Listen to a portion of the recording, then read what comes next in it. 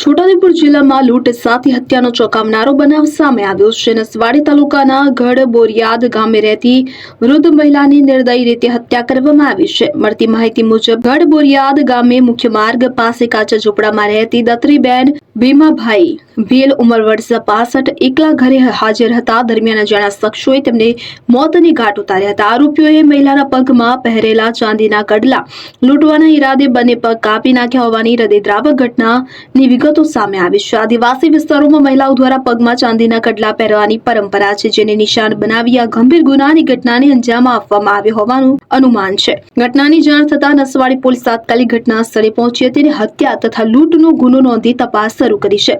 હાલ પોલીસે આરોપીઓને પકડવા માટે સઘન તપાસ હાથ ધરી છે. આ બનાવને લઈને સમગ્ર વિસ્તારમાં ભય અને રોષનો માહોલ ફેલાયો છે. અતુલભાઈ ભીમાભાઈ ભીલ, મારી મધર 28 તારીખે રાત્રે હું 10 વાગે જોઈ હતી અને એ 10 વાગ્યા પછી હું બીજે દિવસે સવારમાં કામ ઉપર જતો રહ્યો અને પછી રાત્રે આવ્યો મેં એટલે જોયું તો બેસવા ગયો. ત્યાંથી આવ્યો મેં પછી જયસ્વાલની 3 બહીઓ આવી અને મને કીધું કે તારી મમ્મી સવારથી બહાર નીકળી નથી તો જરા તપાસ કરો. એટલે હું મારા મોટા છોકરાને તપાસ કરવા મોકલ્યો અને મોટો છોકરો જોયું એટલે કે કલાક કાઢી લીધા છે ને પગ કાપી નાખ્યા છે એવું મને કીધું. એટલે હું અંદર જોવા બેઠો. તેણે મને એવું કીધું કે કલાક કપાઈ ગયા એમ.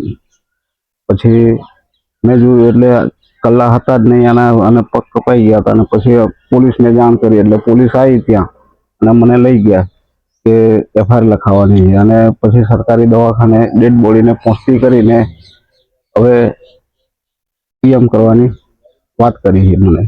તમારી શું માંગ છે? અમારી માંગ એટલી જ છે કે આ આરોપીને જલ્દીથી ધરપકડ કરે અને અમે પછી PMની ડેડ બોડી ઉઠાવીશું.